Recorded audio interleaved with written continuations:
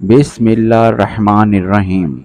8، 9، 10 ان 3 دنوں میں کسی بھی دن یہ ایک تسبیح کر لینا، دیکھنا کیسے دولت کے انبار لگ جائیں گے اور آپ زندگی بھر بیٹھ کر کھائیں گے۔ بسم اللہ الرحمن الرحیم۔ محترم ناظرین، 8، 9، 10 ان 3 دنوں میں کسی بھی ایک دن یہ پڑھ لو، محرم کے مہینے میں انشاءاللہ تعالی نصیب کھل جائے گا، آپ کی ہر مراد پوری ہوگی، دولت کے انبار لگ جائیں گے۔ تو ناظرین، یہ وظیفہ بہت ہی خاص اور مجرب ہے، جو کہ ان 3 دنوں میں کسی سے کم نہیں ہے۔ میں پورے یقین سے کہتا ہوں، جو بندہ کسی بھی مشکل یا پریشانی میں ہے، وہ انشاءاللہ تعالی ان 3 دنوں میں کسی بھی ایک دن وہ یہ عمل کر لے تو کبھی مایوس نہیں ہوگا۔ تو ناظرین، 8، 9، 10 ان 3 دنوں میں کسی بھی دن سر پر ہاتھ رکھ کر جو عمل کرنا ہے وہ میں آپ کو بتانے لگا ہوں، جو کہ کسی تحفے سے کم نہیں ہے۔ آج کا یہ عمل محرم کے 8، 9، 10 کسی بھی دن آپ کر سکتے ہیں، یا اگر آپ چاہیں تو لگاتار 10 دن بھی کر سکتے ہیں۔ یہ عمل بہت ہی آسان اور مختصر سا ہے اور بہت ہی فائدے والا عمل ہے۔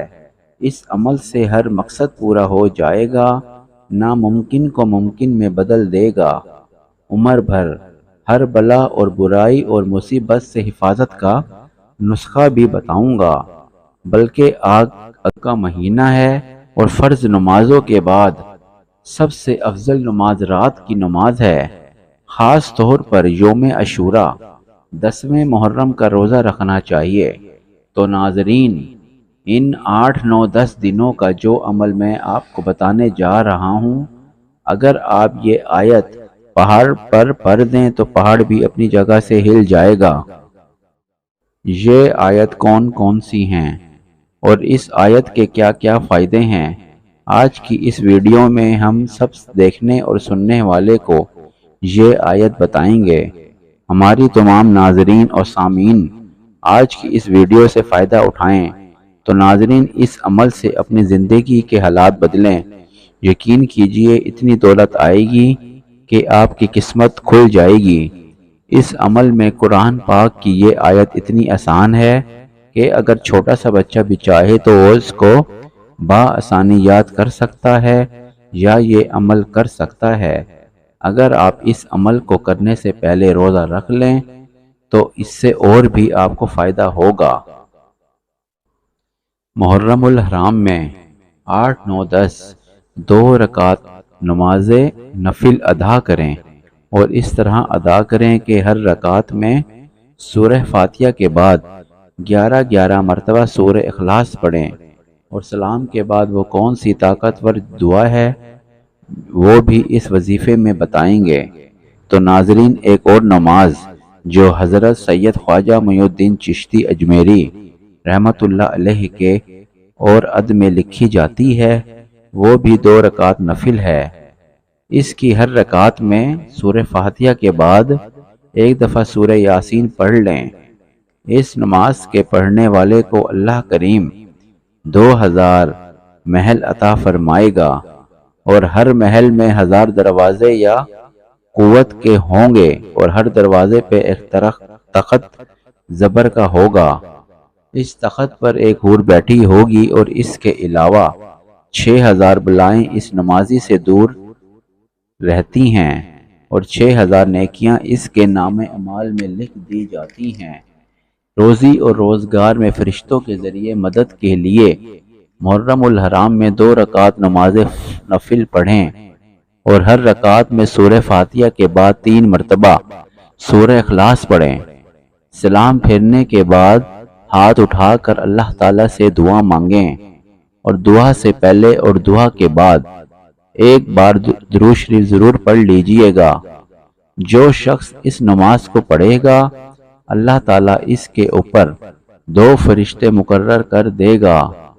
تاکہ وہ اس کے کاروبار میں اس کی مدد کریں، اور شیاطین سے کہتا ہے کہ افسوس اس شخص نے تمام سال نا امید ہوا۔ یوم عاشورہ کے دن کیے جانے والے جو کہ اللہ تعالیٰ کے کرب کا باعث بنتے ہیں: نمبر 1 روزہ رکھنا، نمبر 2 نفلی عبادت کرنا، نمبر 3 یتیم کے سر پہ ہاتھ رکھنا، نمبر 4 غسل کرنا، نمبر 5 توبہ اور استغفار کرنا، نمبر 6 سرما لگانا، نمبر 7 بیمار کی بیمار پرسی کرنا، نمبر 8 پیاسے کو پانی پلانا، نمبر 9 صدقہ و خیرات کرنا، نمبر 10 اور آخری ہے یہ دسترخوان کشادہ کرنا۔ جس طرح یوم عاشورہ کا دن ہے ہمارے لیے معتبر اور محترم ہے، اسی لحاظ سے اس دن کا ہم پر یہ حق ہے۔ تو ناظرین، احادیث مبارکہ میں بہت سے ایسے اعمال بیان کیے گئے ہیں جن پر عمل کی برکت سے رزق میں برکت ہوتی ہے۔ ہمیں چاہیے کہ ایسے اعمال کریں، ایسے عبادت کریں کہ اللہ تعالی ہم سے خوش ہو جائے۔ جس نے عاشورہ کے روز اپنے گھر میں رزق کی فراگی کی، اللہ تعالیٰ اس پر سارا سال فراگی فرمائے گا۔ وقت کی نزاکت کو مد نظر رکھتے ہوئے وظیفے کی طرف چلتے ہیں۔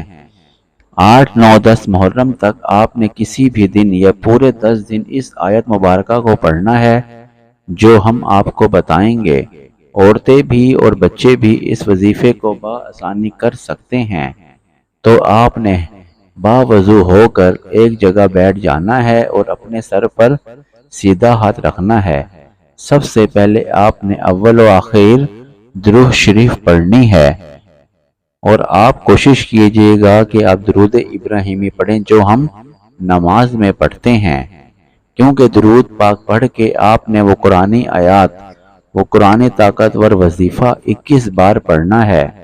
دنیاوی زندگی میں انسان مختلف آزمائشوں اور تکالیف سے گزرتا ہے، لیکن ایک مومن کو ان تمام احوال میں اپنے رب کے فضل، اس کی عطا اور بخشش پر کامل اعتقاد اور اس کے وعدہ رحم و کرم پر کامل یقین رکھنا چاہیے، اور ہمہ وقت اس کے کرم اور اس کی رحمت کا امیدوار ہونا چاہیے۔